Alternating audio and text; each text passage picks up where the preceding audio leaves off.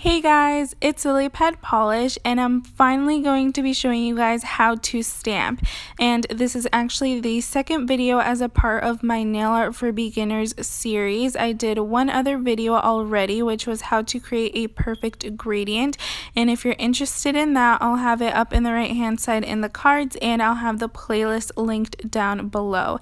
And if you have any trouble with anything nail art related, then let me know in the comments down below, and hopefully I'll be able to make a video for you guys. So because I already know this video is going to be super long, let's just jump right into it. So in order to stamp, you will need a stamping plate, a nail polish, a scraper, and a stamper to pick up your image. So the first thing is the stamping plate. It will most likely be blue when you first buy it. However, it's not supposed to be like this. You can't just apply polish, scrape it, and pick up the image, because the actual blue film is supposed to be peeled off to reveal the silver stamping plate underneath. So please be sure to remove this blue film before stamping anything onto your nails. So for now, this is all we're going to be talking about, stamping plates, but we will get to it later. But for now, we're going to be focusing on stampers. So there is such a large variety between stampers. They have small stampers, they have squishy stampers, they have super firm stampers, they have really wide stampers, clear stampers, and even huge monocle stampers, which I didn't show you guys, but it looks like tofu. And the one that I feel like most people have is the Salon Express stamper, because it does come in a kit. You get this stamper, 6 stamping plates, a metal scraper, and a stamp plate holder, all for $10 to $15 depending on where you find it. I think I found mine at either Michael's or Walmart. So let's see how this works. I'm first using a regular red polish on an image. I'm using the metal scraper to scrape the excess polish, and I'm using the stamper to pick up the image by rolling it. And this is the result. So as you can see, it kind of bleeded towards the corners so that the sun isn't as crisp towards the edges, and that automatically tells me that the problem isn't the stamping plate but actually the stamper. So you can probably tell that the stamper itself is super duper firm, so it doesn't pick up all that well, and you can kind of fix this using a toothpick and scraping off the errors, but it's super annoying, so I would not recommend this stamper. As for the scraper, this is absolutely a huge no-no.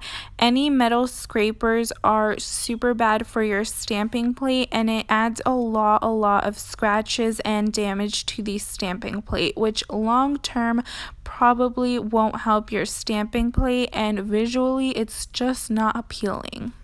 So here you can probably see the hundreds and hundreds of scratches that the metal scraper caused to the stamping plate, and I'm not saying that the stamping plate is super great quality anyway, but if I were to use it on another stamping plate, then the same thing would happen, because it's just not good for your stamping plate.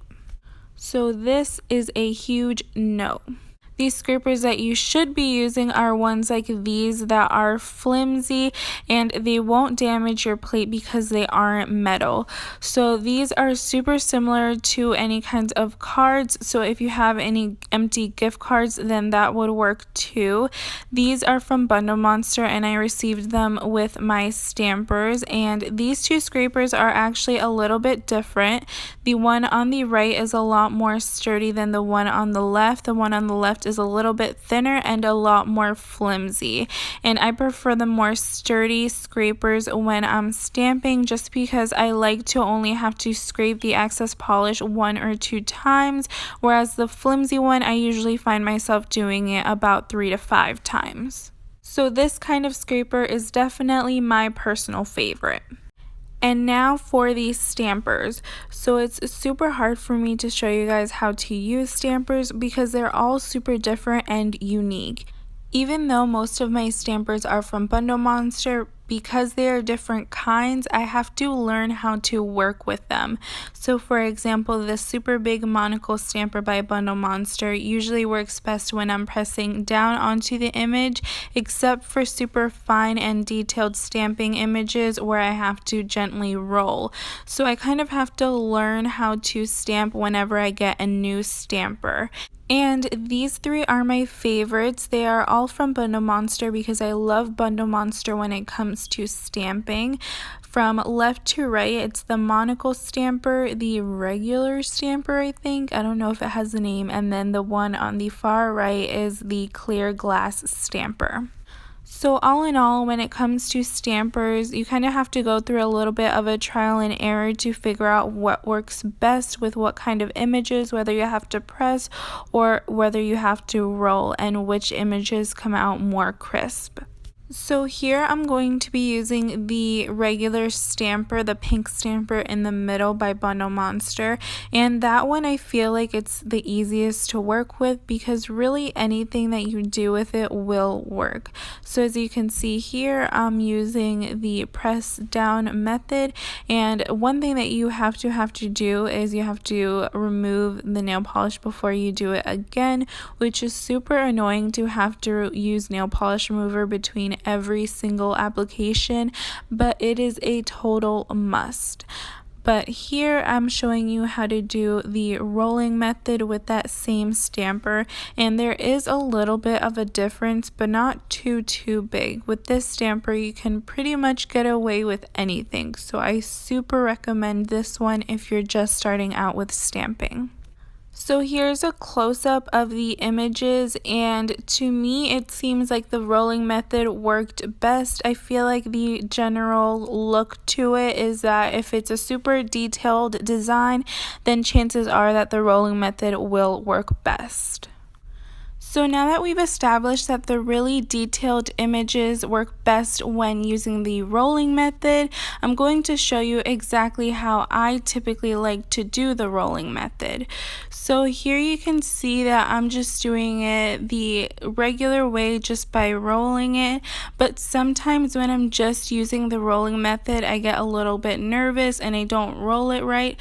So what I like to do is I like to, do the regular thing, apply the nail polish, scrape it, and then what I like to do is I like to do practice rolls next to the stamping plate. And I know it sounds kind of weird, but it honestly really helps. I just kind of roll it a few times to get the movement going, and then I quickly go onto the stamping plate and I do the exact same thing. And for some reason I find that this actually works really well, and as you can see, the result is a lot nicer than the original where I just kind of went in and rolled. And I find that this usually helps if I'm feeling a little bit nervous for whatever reason about picking up the image. I just roll it a few times next to the stamping plate and then roll it on the actual plate because I had already gotten that movement going, if that makes sense. I know it sounds really weird, like I sound like I'm crazy, but it actually works. And so here I'm just stamping how I would usually stamp for videos. I'm obviously a lot more zoomed in, but I typically just apply the polish. I of course scrape the excess polish and then wipe my scraper on a tissue with some nail polish remover on the tissue, and then I get my stamper, I do my practice roll, and then I roll it on the actual stamper and I apply it to my nail. Now here you can obviously see that it's my nail mat, but I usually always clean up around my nail with some tape, and it really easily removes the nail polish even on my skin. And if you're doing everything right, then maybe the problem is your stamping plate. Now, it's really difficult to find crappy stamping plates, but they are definitely out there. So here I'm going to be testing a few. So the stamping plate here and the stamping plates that I've been using throughout this whole entire video is by Bundle Monster, and I swear by all Bundle Monster stamping products, I haven't found one that doesn't work for me. And as you can see, it's stamped perfectly with regular red polish. Now we're going to be testing the Salon Express stamping plate. So before, it clearly didn't work that well because of the bad stamper. So this time I'm going to use one of my trusty Bundle Monster stampers to see how well it picks up. And as you can see, it picked up pretty darn well. And this is with the same regular red polish that I used for the Bundle Monster plate. And finally, the only other stamping plate that I own is by Twinkled. They're not really known for their stamping products, so automatically I was really iffy about this one, and I've tried it so many times, but no matter what I do, some of the images just don't work. As you can see, this one doesn't work at all, but then there are some images that kind of half work, if that makes sense. So here I've zoomed in on this specific image on the Twinkled stamping plate because as you can see, it's not etched right. So if you look really closely to your image and it's not perfectly etched, then that is probably the problem and as to why it doesn't stamp perfectly. So just so that you guys can see, I'm going to test it out anyways, and as you can see, the stamp did not come out perfectly, but I decided to try it again just because I figured it could be user error because, you know, sometimes you just make mistakes, sometimes you just don't get a good stamp no matter how many times or how long you have been stamping and you think you're a pro, you're bound to make a mistake. So here I am trying it again and it's still not perfect. So I figured, okay, I'm going to try a third time and I'm doing the same exact thing as before, just scraping off the excess polish and picking it up, and then after I take the stamper away, you'll probably be able to see that there's a spot missing on all 3 times that I tried it, and not surprisingly, it's where the mistake in the etching of the stamping plate is. So that does cause a little bit of an issue. You can obviously use the other sides of the stamping plate to where the etching isn't a problem, but if you see this, then this will probably happen when you stamp. So this Twinkled stamping plate is not the best and I would definitely not recommend it. So now I just wanted to talk about some factors that might play a part as to why your stamp isn't coming out right. So as you can see here, I'm just scraping it like normal, but when I stamp it, it doesn't turn out that great. And the reason being is because this image is mostly horizontal and I scraped vertically. So my tip to you is to scrape in the direction of your image as best as possible, and your stamp will come out flawlessly. If you scrape the other direction, then you'll probably be removing a lot of the polish inside of your image, and that is going to leave a lot of blank spaces in your image when you pick it up. And finally, I'm going to talk a little bit about polishes. Now, for some reason, I feel like a lot of people think that you absolutely need stamping polish and you'll just die without them. But I have yet to come across a regular polish that doesn't do the trick.